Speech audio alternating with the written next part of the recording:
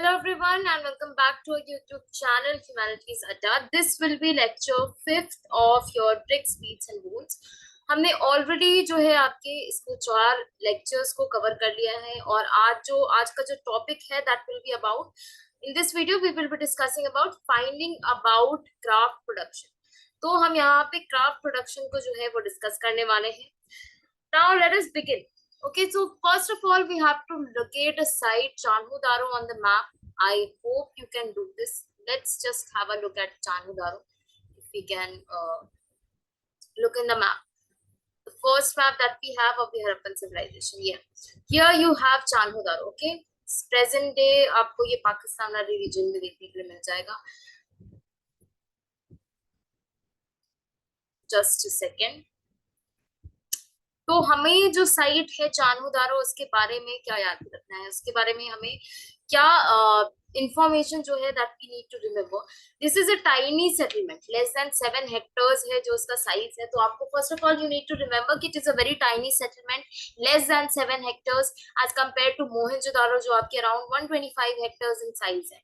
तो again you we get a new kind of information about Mohenjodaro that it is 125 hectares. The size is around 125 hectares, and this site about which we are talking now, Chanhudaro, is exclusively devoted to craft production.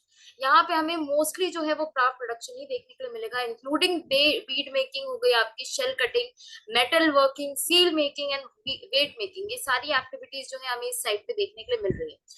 Now next we have to look at the variety of materials that were used to make beads. So you have stones of carnelian, it is of beautiful red color. Then you have jasper, crystal, quartz and steatite. Steatite हम देख रहे हैं कि bead making में भी use हो रहा है, and it was also used for making the seals. Then metals like copper, bronze and gold and shell. Metals आपके कॉपर, ब्रॉन्ज, गोल्ड हो गए, शेल जो एंड शेल हो गया, फैंस हो गया जिसके बारे में हमने ऊपर बात किया था, जो हमने फैंस पॉट्स के बारे में डिस्कस किया था, एंड टेराकोटा और burn clay, they were also used. All these materials were used for making beads. Now some beads were made of 2 or more stones cemented together. तो आपको ये भी एक bead का feature, beads के बारे में अगर there is any question or you are supposed to write about beads, so you will first of all write the variety of material used. Then you can write about कुछ जो beads हैं वो 2 or more stones को cemented together करके एक साथ जोड़ के बनाया गया था, and some of stone with gold caps, और कुछ जो है स्टोन के बनाए गए थे और इसमें गोल्ड की कैपिंग दी गई थी इन बीड्स में. शेप्स के बारे में बात करें तो there were numerous shapes. Disc shaped हो गया, सिलिंड्रिकल शेप है, स्फेरिकल है, बैरल शेप्स है, सेगमेंटेड बीड्स आपको देखने के लिए मिलेंगे. And some were decorated by incising और painting and some had designs etched onto them. तो कुछ पे आपको डिजाइन की एचिंग देखने के लिए मिल जाएगी, कुछ डेकोरेट है आपके पेंटिंग करके कुछ बीड्स को डेकोरेट किया गया. You can see the image of the beads over here. तो यहाँ पे हमें सबसे पहले हमने पढ़ा कि हमने चान्हूदारो एक साइट है जहाँ पे वो एक्सक्लूसिवली डिवोटेड है टू क्राफ्ट प्रोडक्शन. उसका साइज देख लिया हमने, बीड मेकिंग की वैरायटी ऑफ मटेरियल देख लिया, और देख लिया कि किस किस टाइप के बीड्स बने हुए हैं, बीड्स बनाए जाते हैं. some beads were made of more than 2 stones or 2 or more stones and they were cemented together and then made. कुछ जो है स्टोन के बने थे एंड उन पे गोल्ड की कैपिंग भी आपको देखने के लिए मिल रही है. So all these things, and then we discuss the shapes. Now technique क्या थी बीड मेकिंग की? So you can say कि टेक्निक जो है वो डिफर करेगी according to the material. Steatite which is a very soft stone, उसको आसानी से उसके साथ वर्क किया जा सकता था. And some beads were moulded out of a paste made with steatite powder. कुछ बीड्स को स्टीयरटाइट पाउडर की एक तरीके से मोल्ड, पाउडर को पहले पाउडर किया गया and then that powder was molded into different shapes, and this permitted making a variety of shapes unlike the geometrical forms made out of harder stones. So in case of harder stones you are restricted, you can make only certain kinds of shapes, but when it comes to steatite powder you can make the beads in any desirable shape. How the steatite micro bead was made? तो जो micro Beed है स्टीयरटाइट का वो किस तरीके से बनाया जाता था, ये अभी भी एक पजल है for the archaeologist, those who are studying ancient technology. And next we see that archaeologist जो है उनके एक्सपेरिमेंट्स ने ये रिवील किया है कि जो रेड कलर है of the carnelian it was obtained by firing the yellowish raw material and beads at various stages of production. So how the red color of carnelian was obtained, they have through experiments they have come to a conclusion कि जो yellowish raw material था उसको time to time different various stages of bead making में उसको fire किया जाता था. It was burned and nodules were chipped into rough shapes and then finally flaked in the final form. Nodules जो होंगे एक तरीके से रफ शेप में, पहले पहले तो first of all the stones हो गए जो भी, जिनसे पहले आपको एक रफ शेप का एक नॉड्यूल निकालते थे एंड देन फिर उसके बाद एक फाइनली उसको फ्लेक किया जाता था to give the final form of the Beed.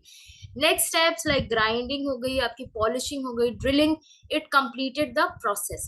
Specialised drills, now this is important, जो स्पेशलाइज्ड ड्रिल्स हैं आपके वो कहाँ पे हमें मिले हैं, have been found at Chanhu Daro, Lothal and more recently at Dholavira. So Chanhu Daro is out of India side जो पाकिस्तान वाली region में है.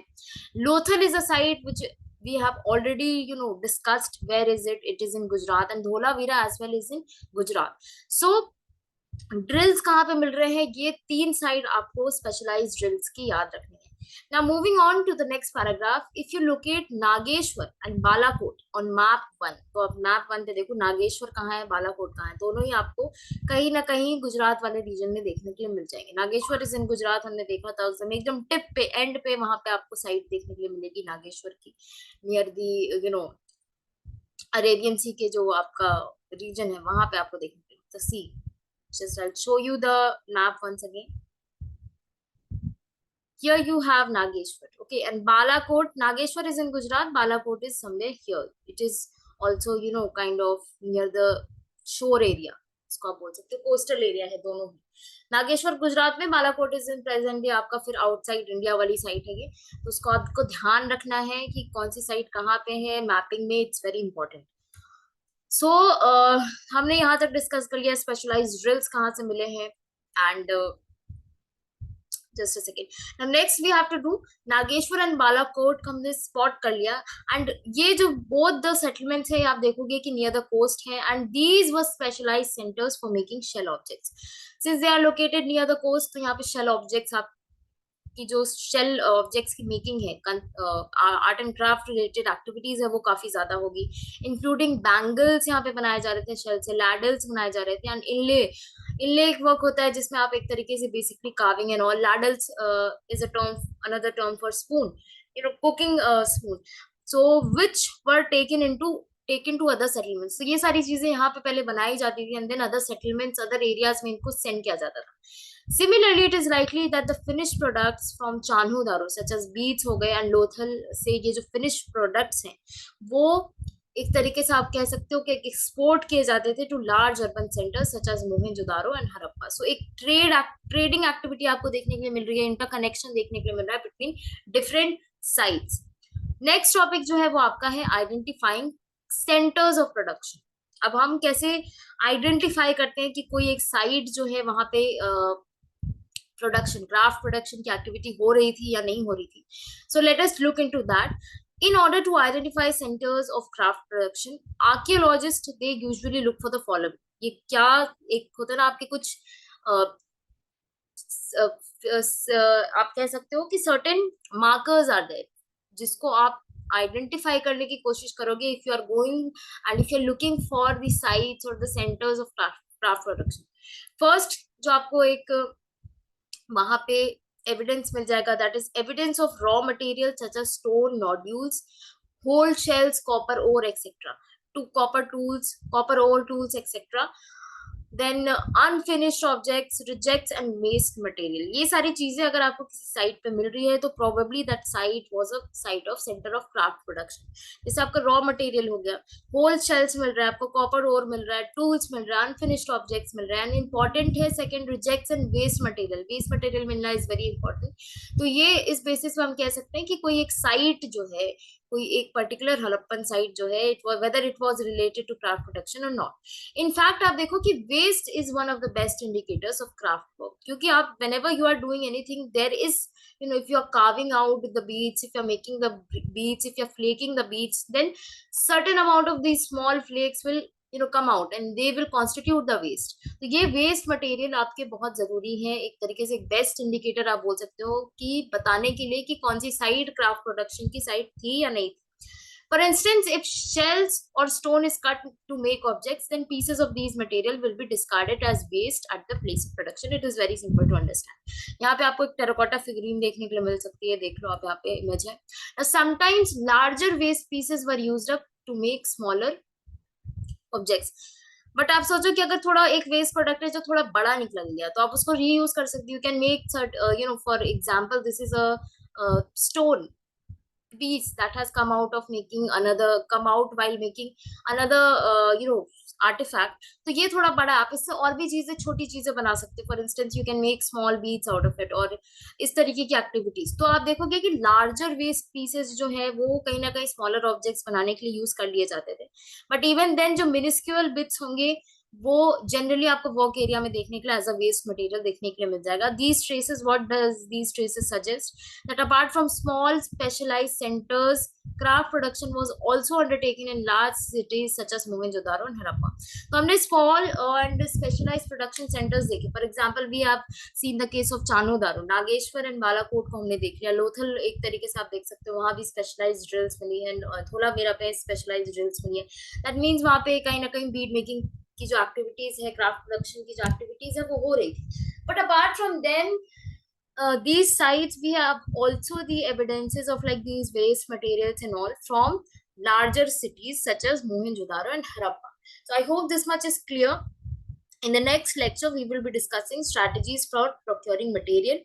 तो next lecture में हम ये वाला जो topic है वो करेंगे, and because otherwise the lecture will get too big. So yeah, thank you so much for watching, and do like this video if you like the lecture, and share it with your friends and subscribe to our YouTube channel. Thank you so much once again.